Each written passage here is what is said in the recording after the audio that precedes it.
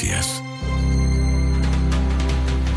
Y se terminó la legislatura del actual Congreso y el gobierno en su balance lamentó la luz verde que en el Senado se dio al proyecto y que conmuta las penas en reos de mayores de 75 años, entre ellos los privados de libertad en Punta Peuco.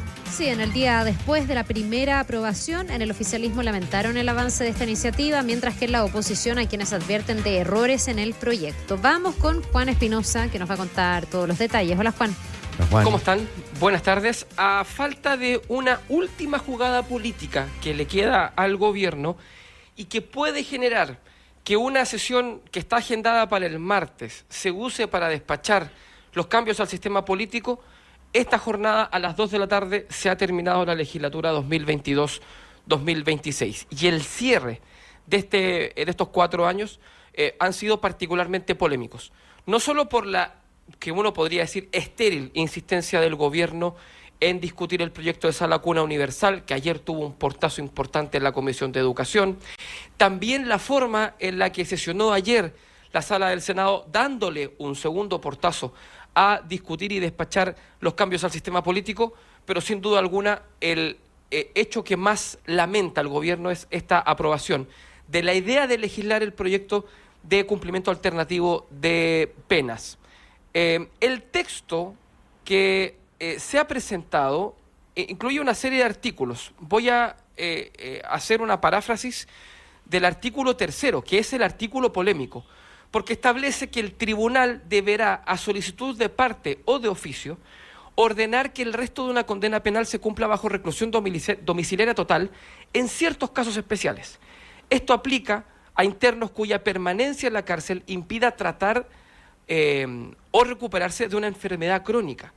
Incluye a quienes padezcan una enfermedad terminal e incluye a personas con discapacidad cuando el encierro resulte inadecuado y constituya un trato indigno, inhumano o cruel. Y además incluye a adultos mayores cuya edad efectiva, sumando su edad real y los años que han estado privados de libertad, alcance 80 años o más, siempre que tengan al menos 70 años de edad real. Ese es el corazón del proyecto, autoría de una serie de senadores de derecha y que ayer fue aprobado por un voto de diferencia. Y si bien todavía está lejos de convertirse en ley de la República, esa posibilidad genera una preocupación en el Palacio de la Moneda, particularmente a los ministros que van de salida.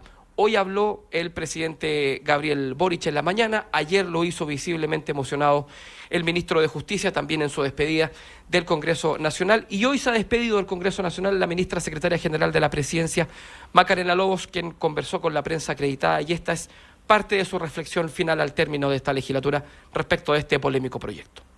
Lamentamos muchísimo que se haya aprobado en general el proyecto que da penas alternativas y parecemos que esto es un retroceso importante, digamos, para nuestra democracia y esperamos que efectivamente se acoja el llamado que hemos hecho de poder revertir esta situación. Se ha abierto un plazo de indicaciones y esperamos que efectivamente el Senado tome conciencia y el próximo Ejecutivo también de que no podemos retroceder en límites básicos que detentan no solo contra nuestra historia, sino también la peligrosidad que significa, la contradicción que significa que aboguemos porque avancemos en materia de seguridad y por esta vía podamos dejar criminales mayores de edad sueltos. Esta jornada en la Cámara de Diputados hubo poquitos legisladores, no estuvo más de la mitad de los legisladores en ejercicio, y eso dio espacio para que pudiésemos conversar con algunos legisladores con algo más de calma, sin tanto apuro y sin tanto tumulto de gente. Además, en un contexto donde varios fueron por última vez, varios se despidieron, algunos entre lágrimas, otros entre aplausos. Y en eso fueron saliendo ciertas conversaciones que nos iban mostrando que particularmente en un sector de la centro derecha hay correcciones, y hay correcciones importantes respecto de este texto, porque algunos, por ejemplo, plantean que el solo hecho de tener una enfermedad de base, una enfermedad como tener un diagnóstico de diabetes, en una primera interpretación del texto, ya el solo hecho de ser diabético y de tener 70 años ya lo hace calificar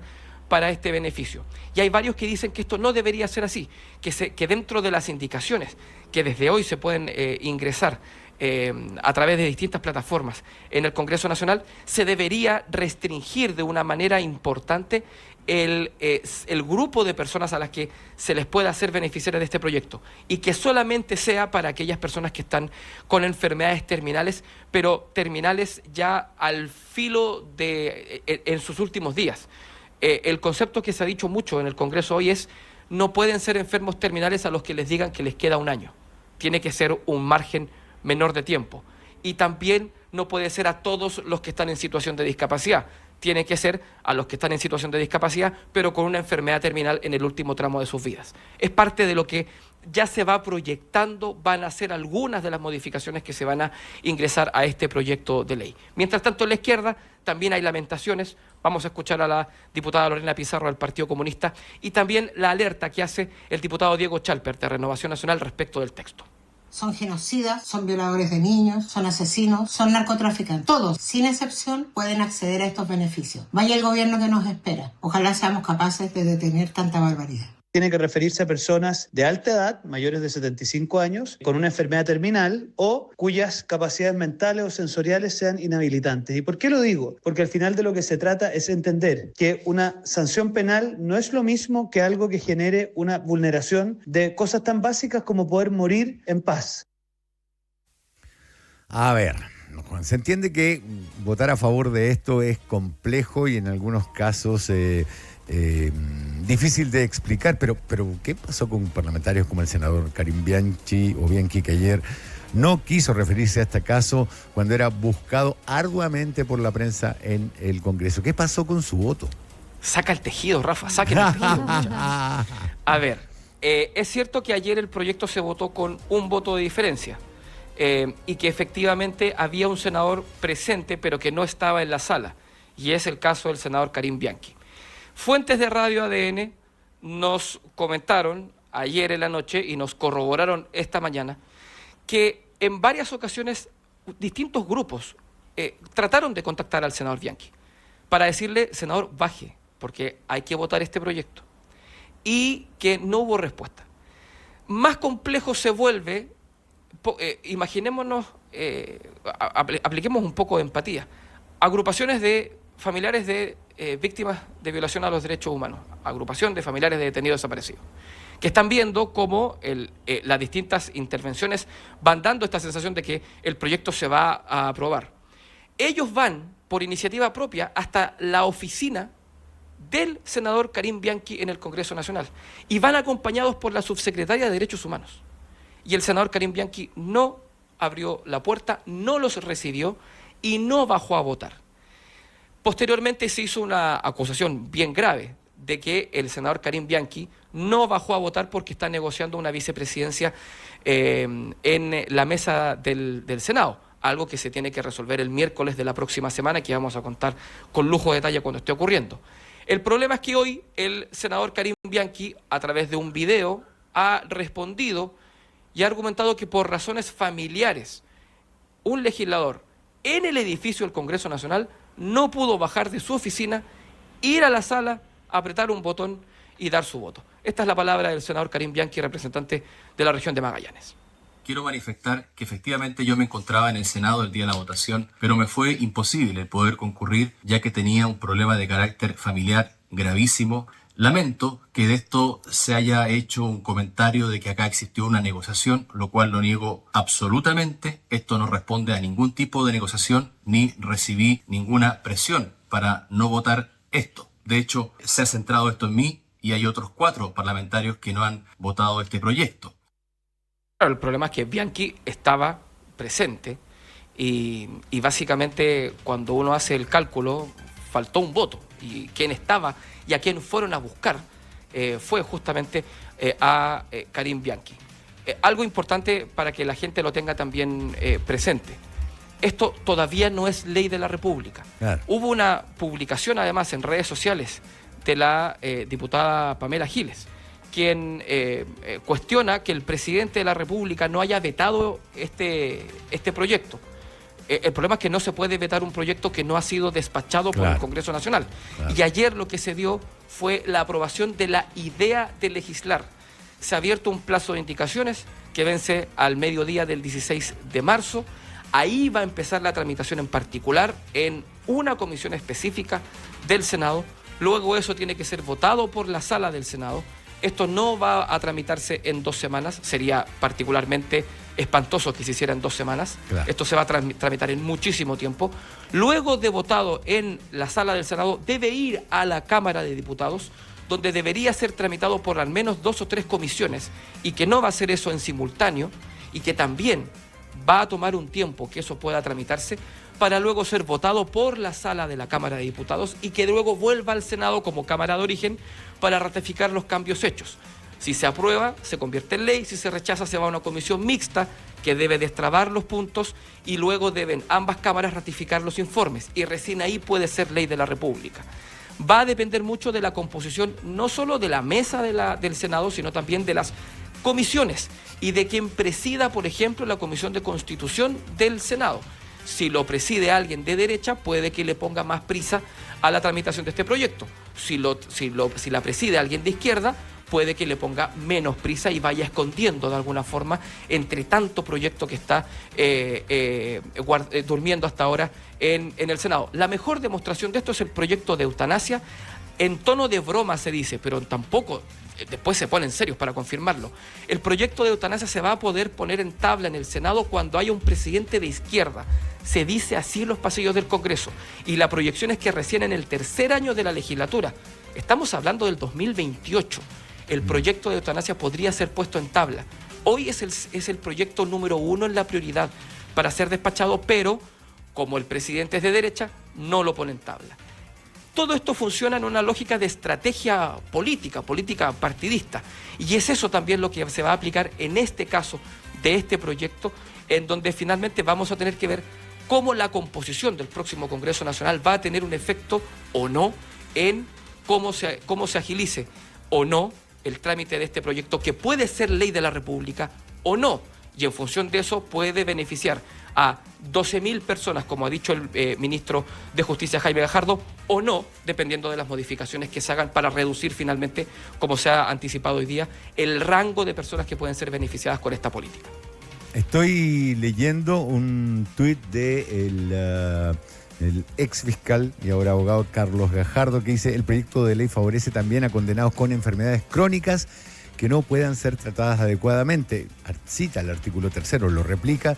El tribunal deberá, a petición de parto de oficio, disponer el cumplimiento de la pena penal impuesta en una modalidad de reclusión domiciliaria total por el tiempo que reste de condena al interno enfermo cuando la privación de la libertad en el establecimiento carcelario por cualquier motivo le impide recuperarse o tratar adecuadamente su enfermedad crónica.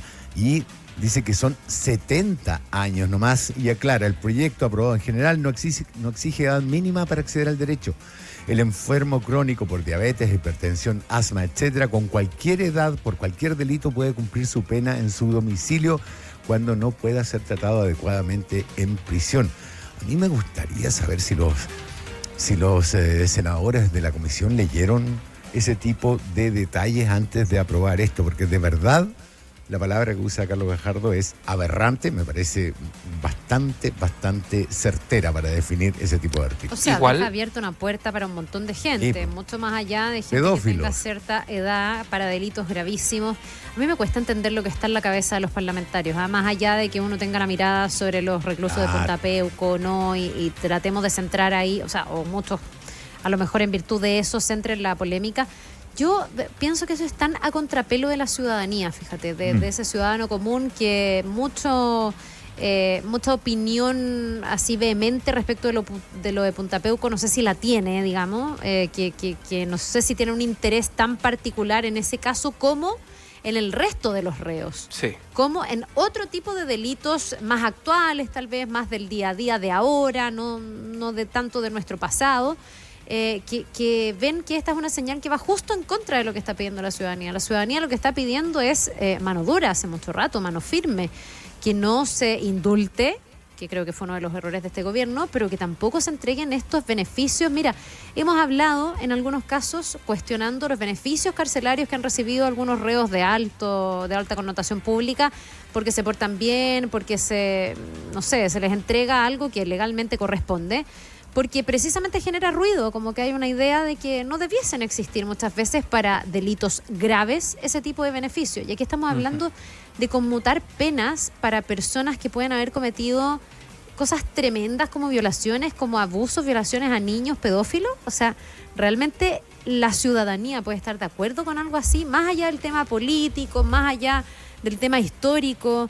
Me parece que va absolutamente en contra de lo que la ciudadanía espera hoy día como señal, porque no sé si le puedes pedir hoy día a la ciudadanía cierta conmiseración o humanidad con personas que porque están más viejas o porque están enfermas, están no en las mejores condiciones en las cárceles. La verdad es que hace mucho rato la ciudadanía mira para otro lado, yo creo, cuando tú hablas de las condiciones dentro de las cárceles. Porque eso dicen, también es un tema muy importante. Claro, o sea, sabemos que las cárceles están en malas condiciones, tú se lo dices al ciudadano común y te aseguro que de 10, 9 te dicen, ¿y a mí qué? A mí lo que me importa es estar seguro. No digo que eso esté bien, solo estoy hablando de el momento en el que se instala esta discusión que me parece que va absolutamente a contrapelo de todo el otro discurso oficial, que es mano dura, que hay que en el construir más cárceles. Que construir más cárceles, que tenemos que tener mayor control sobre la población penal.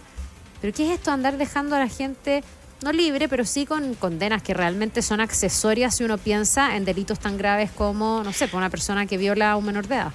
Ojo, esto va a tener una derivada que incluso puede escalar en materia diplomática.